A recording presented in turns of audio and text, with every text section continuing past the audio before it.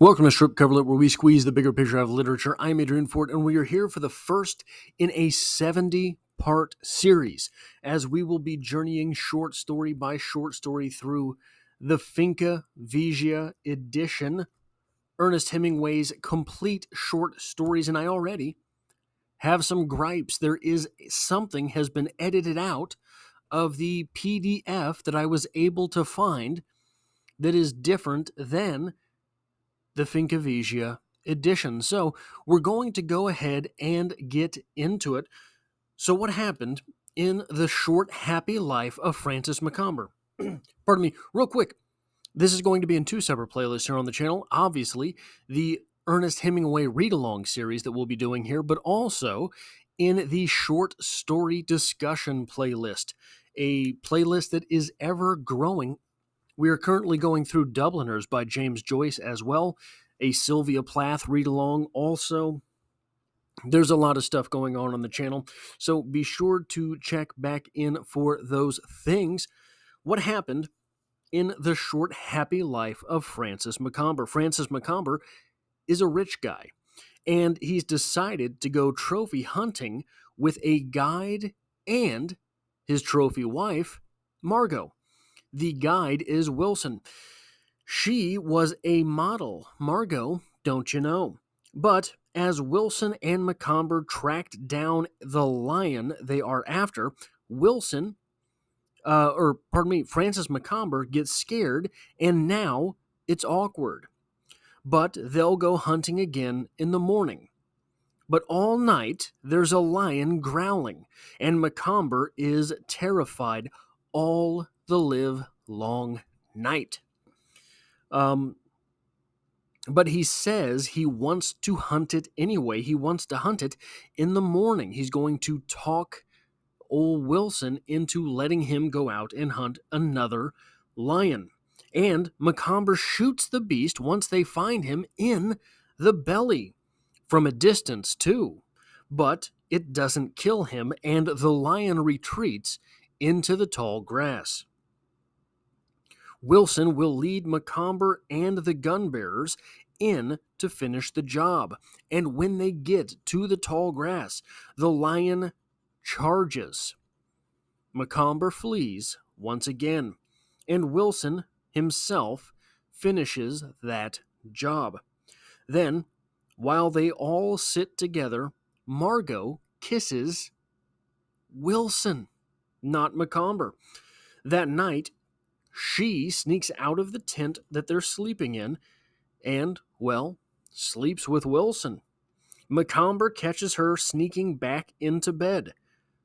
Breakfast, as you can imagine, kind of awkward.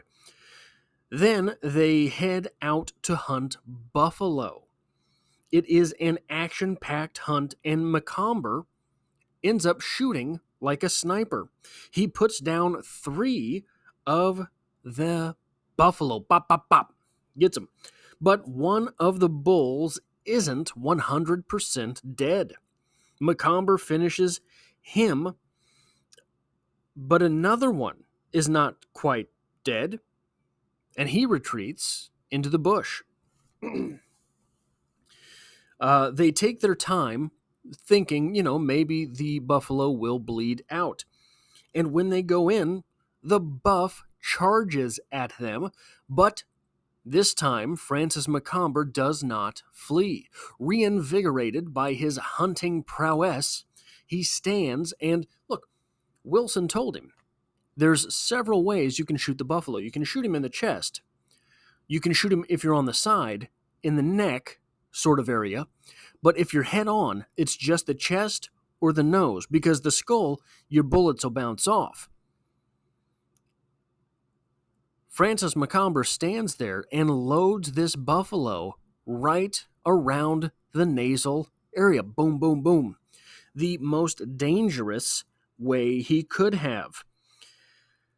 And in that same moment, maybe afraid her husband would chicken out and that buffalo would be charging directly at her, Margot fires just as the men do. And she shoots Macomber in the back of the head. puts the old man down. So we have in this series, we'll be looking at literary criticism about the story, and then we're going to take some writerly notes. So when we get on to where am I at here? I am lost. Into the document itself, let's start with the literary criticism. And I want to start right here. Pardon me, I apologize. Right at the beginning of the short story, we have this exchange of dialogue. "I'll have a gimlet," Robert Wilson told him. "I'll have a gimlet too. I need something," Macomber's wife said. "I suppose that's the thing to do," Macomber agreed. "Tell him to make 3 gimlets." Do you see what happened there? Macomber asks them, "Will you have lime juice or lemon squash?" Macomber is making suggestions at what everyone should do, but since this is in the aftermath of his first embarrassing act with the lion running away from the danger, here we already have Macomber's wife Margot siding with Robert Wilson. "I'll have a gimlet," Robert Wilson told him. "I'll have a gimlet too. I need something," Macomber's wife said. And if we're going to throw around some pop culture terms, these pop culture terms come from situations like this. Here we have Macomber cucking out. "I suppose it's the thing to do. Make 3 gimlets, Pooh. I don't know, Pooh." Right? A little bit later, we get descriptions of both Wilson and Macomber. And I want to read them because this is fantastic from Hemingway. This is what Hemingway likes to do. 1. Wilson, the white hunter, she knew she had never truly seen before. He was about middle height with sandy hair, a stubby mustache, a very red face, and extremely cold blue eyes with faint white wrinkles at the corners that grooved merrily when he smiled. He smiled at her now, and she looked away from his face at the way his shoulders sloped in the loose tunic he wore, with the 4 big cartridges held in loops where the left breast pocket should have been, at his big brown hands, his old slacks, his very dirty boots, the back to his red face again. She noticed the baked red of his face, stopped in a white line that marked the circle left by his Stetson hat that hung now from one of the pegs of the tent pole. Wilson here, shoulders sloped. Oh, I'm in the wrong highlighter here. It's okay. 4 big cartridges. Big hands, old slacks, dirty boots, red face, baked red of his face. This Stetson hat, this is a man that looks like work. Here we have Wilson who looks like work. Then we get Francis Macomber. What does Francis Macomber look like? Well, Francis Macomber was very tall, very well built, if you did not mind that length of the bone, dark, his hair cropped like an oarsman, rather thin-lipped, and considered handsome. He was dressed in the same sort of safari clothes that Wilson wore, except that his were new. He was 35 years old, kept himself very fit, was good at court games, had a number of big game fishing records, and had just shown himself very publicly to be a coward. So Macomber here, very tall and well built. Well, those are good things.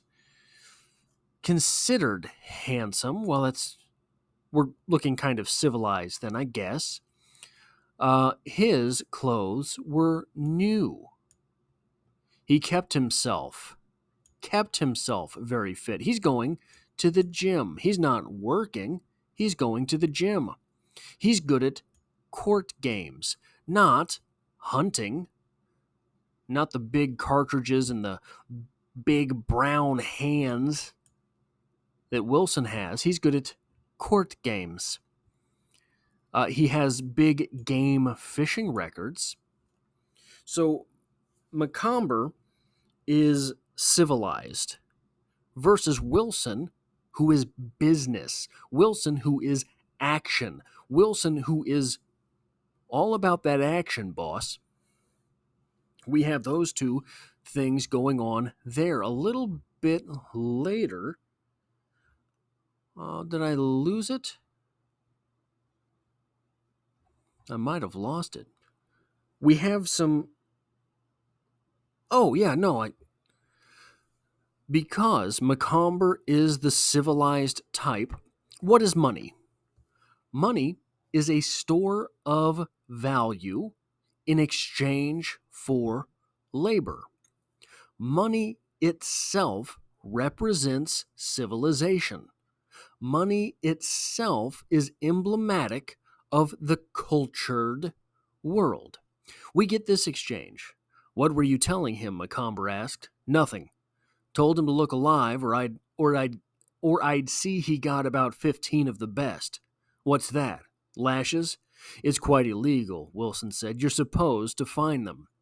Do you still have them whipped? Oh, yes. They could raise a row if they chose to complain, but they don't. They prefer it to the fines. How strange, said Macomber. Not strange, really, Wilson said.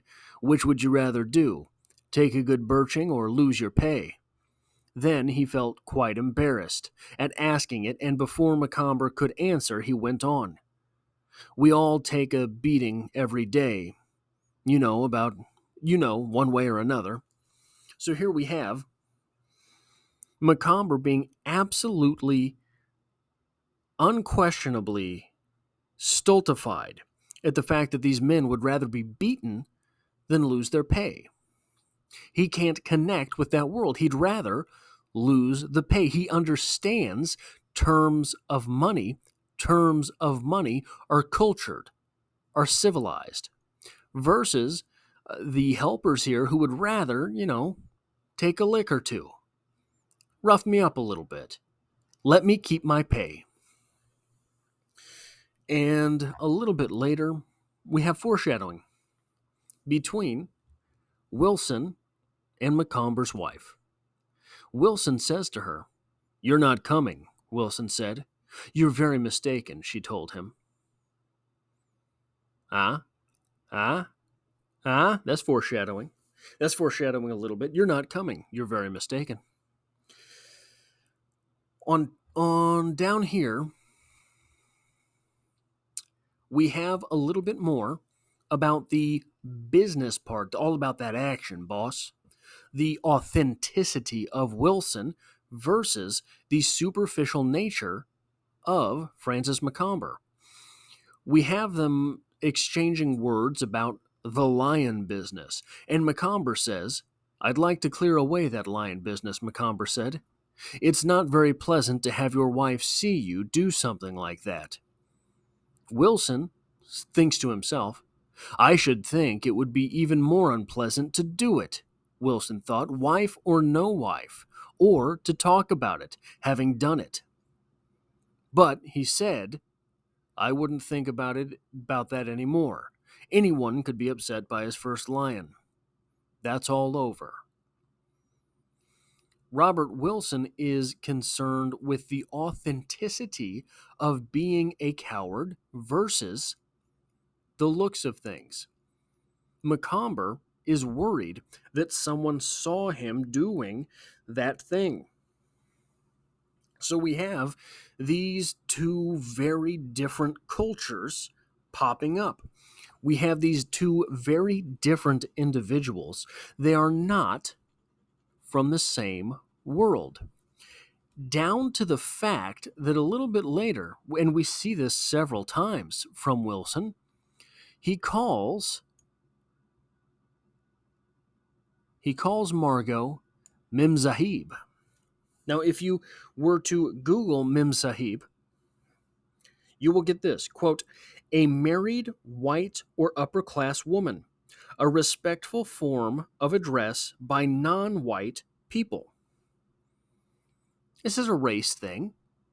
This is a very big deal with race. This is a respectable white woman being referred to as Mem Sahib, but not by a non-white person. Wilson, we have seen, is white. So, what we have here is Wilson assuming the language of the people around him, not the people employing him. He is being more authentic to his lifestyle. Now, we can really we can see this in sort of two ways. So, Hemingway is so difficult because sometimes there is a whole lot of the masculine subtext here. And Wilson is showing Macomber respect by demurring to Macomber's wife.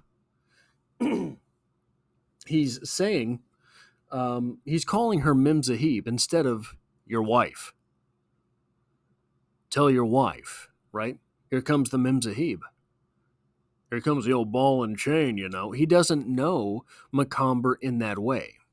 He doesn't know Macomber that closely. He's demurring to the wife and showing respect to Macomber in a joking sort of way. It is almost locker room talk type stuff. It's very gym bro type talk. Are you going to lift all the weights? You said you were going to stop getting so big, taking all the women from the rest of us, right? One of those sorts of things. But that's a subtext. It's difficult to put that into text and not be sort of cringy.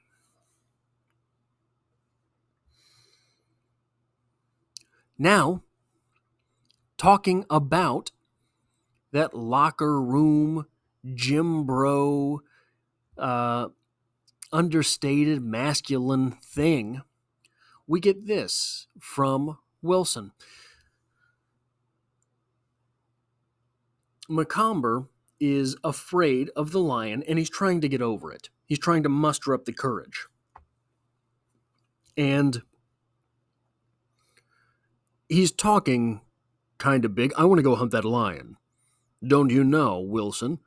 We're going to go get ourselves another pelt. He's doing this sort of thing, but Wilson sees right through him.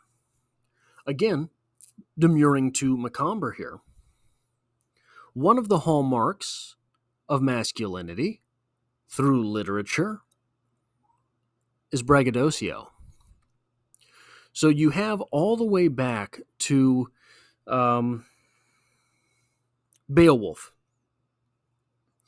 You have the monster coming into town, and you have your hero, and everyone's telling the warriors, "Hey man, this monster's no joke. This monster's the real one." And your hero stands up and says, "Hey, I don't care. I'll fight him naked." Now, in that lingo, what it meant was I'll fight him without my weapon. But still, this big, scary monster's coming in, and you want to fight him without your weapon? Braggadocio. Here we have Wilson saying to Macomber, "Yeah, I hear that lion too. He's a noisy beggar. We'll put a stop to that." It's the braggadocio. It is this sort of masculine trope being thrown around here. Real men brag, as said by Hemingway, probably. Now, when we're talking about manliness, when we're talking about braggadocio, when we're talking about symbolism in literature, we have a very short blurb here that should be... No, we've also talked about how Robert Wilson is business. Robert Wilson is authentic. Well, you've heard the phrase, the gun is never just a gun, right? Robert Wilson came up then carrying his short, ugly, shockingly big bored 505 Gibbs and grinning. He knows what he's got, and he knows it gets the job done. Here's the 505, baby. Now, I meant to pull up a picture of what the gun that Macomber has, but it's long and thin. It is a rifle type gun, not shockingly big bored like Robert Wilson's gun. So the gun is never just a gun. What is the gun? You tell me. Then a little bit later, we have something interesting. Where is it? Where am I at here? Macomber stepped out of the curved opening at the side of the front seat onto the step and down onto the ground. The lion still stood, looking majestically and coolly toward his object that in his eyes only showed in silhouette, bulking like some super rhino. There was no man smell carried over toward him. He watched the object, moving, his great head a little from side to side. Then watching the object, not afraid but hesitating before going down to the bank to drink. With such a thing opposite him, he saw a man figure detach itself from it, and he turned his heavy head and swung away toward the cover of the trees. As he heard the cracking, crash, and felt the slam of the 30-06 220 grain solid bullet that bit his flank and ripped in sudden, hot, scalding nausea through his stomach, he trotted heavy, big-footed, swinging wounded, full-bellied through the trees toward the tall grass and cover. And the crash came again to go past him, ripping the air apart. Then it crashed again, and he felt the blow as it hit his lower ribs and ripped on through, blood sudden, hot, and frothy in his mouth. And he galloped toward the high grass, where he could crouch and not be seen, and make them bring the crashing thing close enough so he could make a rush and get the man that held it. I'm going to highlight that real quick because we don't get it later for some reason. But we have here something that we get from Hemingway fairly often. Maybe not fairly often, often enough. The idea that the injured party is going to retreat. The injured party is going to lie in wait. And the injured party knows it's dead. We get this from Ole Anderson in The Killers. Ole Anderson retreats to the high grass where he knows he's dead, but he'll give them one last rush. We have the lion. So first off, we have a lion's point of view. And that's kind of interesting here. It's kind of interesting to get here from Hemingway. But also, we have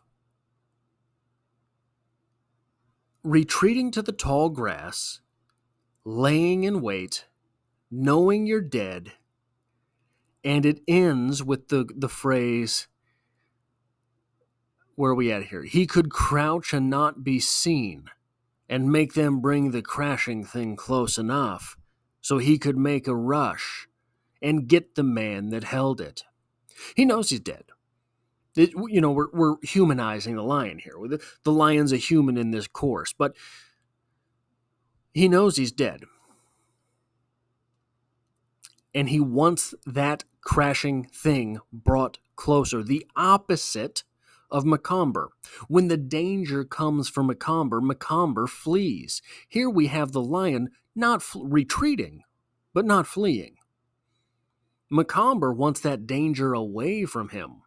The lion here, the authentic, full-bellied lion, is saying, all right, baby, you're going to come get it, and it's going to be here for you, right? The last thing that I have from a lit crit perspective is this. We have that full-bellied here. Remember that phrase, full-bellied, because there is something edited out here that is in the think of somewhere in here We have the lion again referred to as full-bellied. FB there. See what I did? That's pretty ingenious. And we have, shortly before that, Macomber. Good, said Macomber. He sat there, sweating under his arms, his mouth dry, his stomach hollow feeling. We have that as a token of authenticity. Hollow versus full. Robust and full, the lion is full-bellied. Even though he's been shot through the stomach, he's full-bellied. He's authentic. He's all there, baby. Versus Macomber, who's trying to work up the courage. He feels that hollow pit in his stomach. Now, if we can draw that back to the lessons that we have learned here, Wilson is a real man. He's a man's man. He does the business. Being that he does the business, he can eat. What is the business if we take it down to a granular level on the evolutionary scale? The business is eating and effing, right? Food and sex. That's it from an evolutionary perspective. You want to eat and you want to pass on your genes. Robert Wilson is all about the business, and he's able to bring the animals down, the animals that need to get eaten.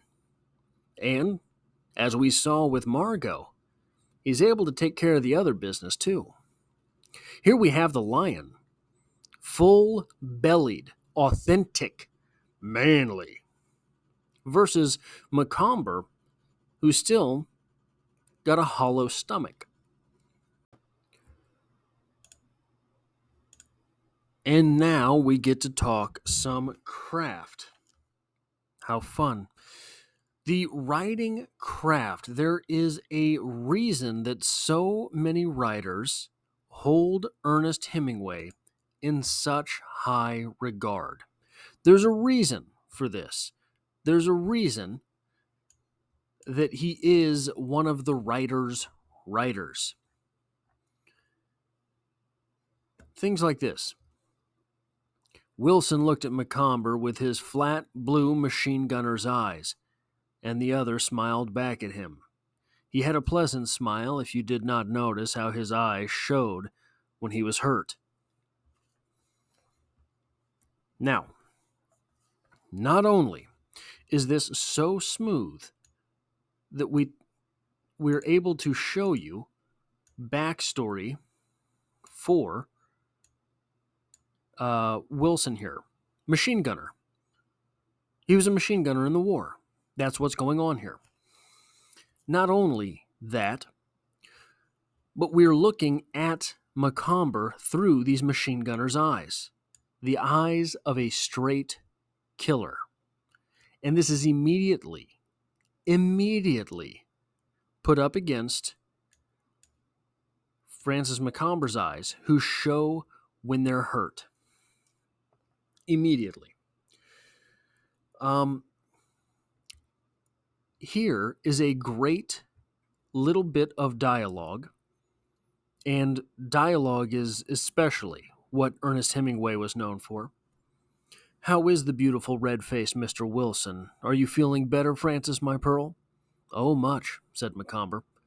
I've dropped the whole thing. So what you need to pay attention to here is intonation.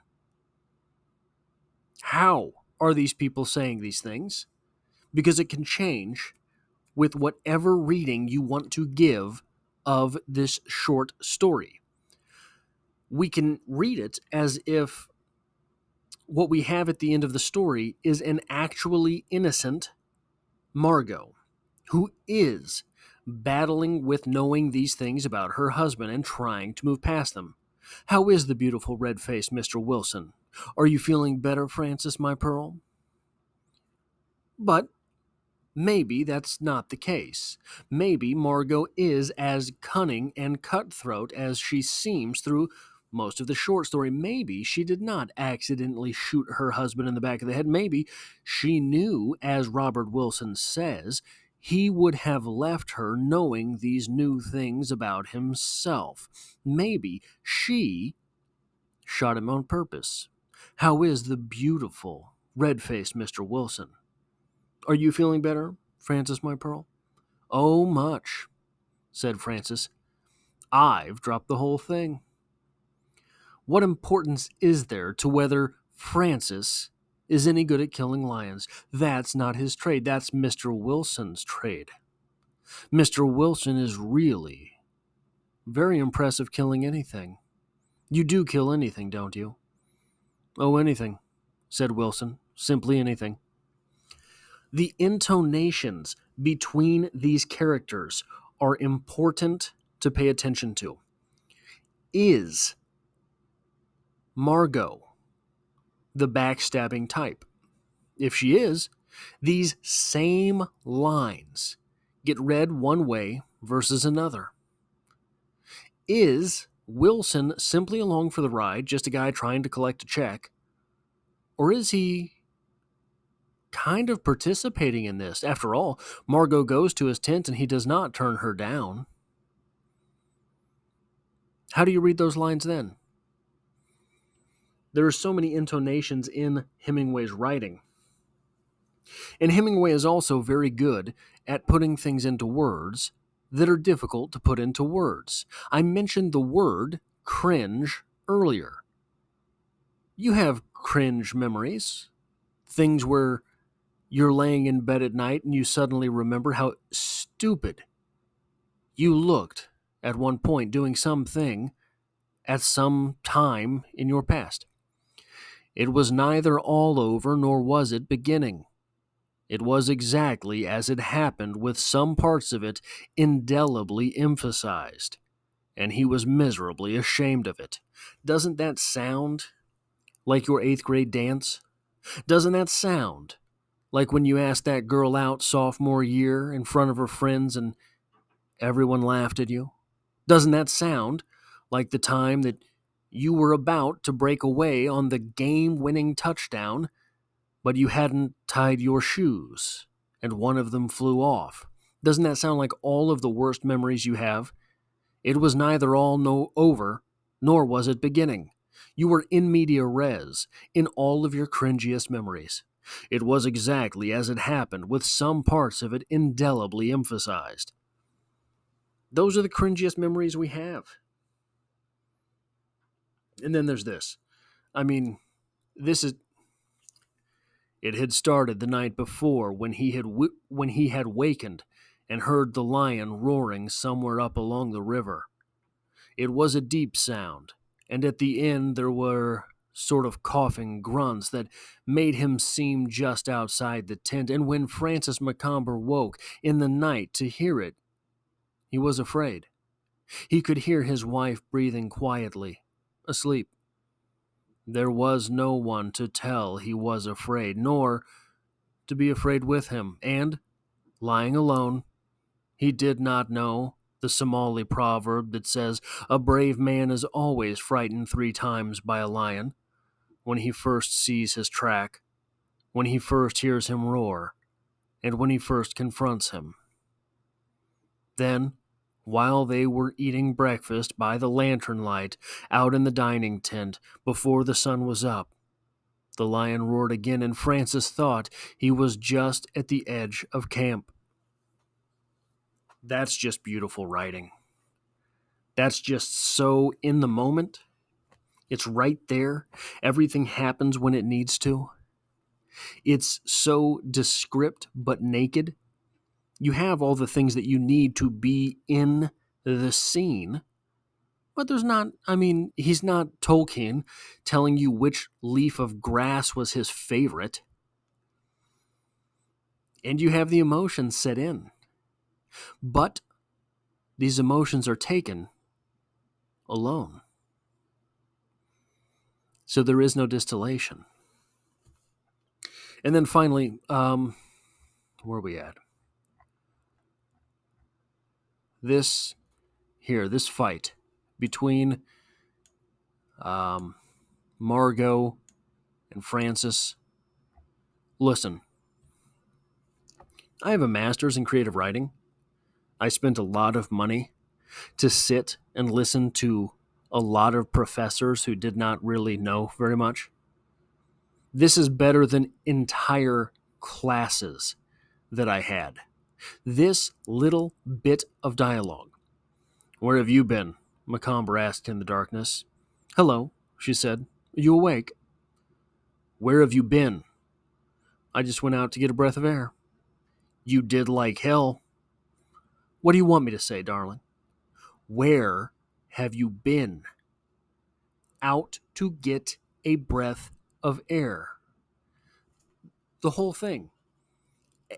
You know so every time you read this, the intonations can change depending on when your last fight was. But you can see them snipping at each other. This one line: "Where have you been?" "Where have you been?" "Where have you been?" You can hear that same line said 3 separate times, 3 separate ways. And here's the great part about this dialogue. You know the emotions behind it. He's angry, and she's won. She's won because she's gone out and stooped the hunter. She stooped Wilson and come back to lay in her cot anyway. So of course he's mad. What's he gonna do? What's he gonna do? He's out there in the middle of Africa. What's he gonna do? She knows. What's he gonna do? What's he gonna do? Was he gonna kill me? Oh, okay. Is he gonna kill Wilson? Get left behind? Oh, okay. This guy who's so afraid of these lions, he's gonna survive all the way back to America from Africa, just left in the middle of the Congo or wherever it is they are? Oh, okay. And she knows that. And she knows that by the time they get back to the United States, he won't be happy about it. He'll have calmed down. Every one of these characters has their emotions. You can feel their emotions. They're stuck. They're trapped. They're not going anywhere. They're in the middle of Africa. So all of those dynamics at play make this an extremely well-written, well-executed piece of dialogue, a well-executed fight, very motivated characters, all of these things. That's just a beautiful piece of writing. That is all I have for this, the first in a 70-part series, journeying short story by short story through Ernest Hemingway's The Finca Vigia edition. If you like this sort of thing, it really does me a lot of good if you decide to hit that like button. It tells YouTube to share this video with other literature lovers, and if you find yourself here by chance, but not design. Literature is the only thing I do on this channel. There's poetry every Mondays, but there's also, again, short story read-alongs. There are novel read-alongs. There's a little bit of writing talk, etc., etc. And hey, consider hitting that subscribe button because I'd like to have you back for the next one.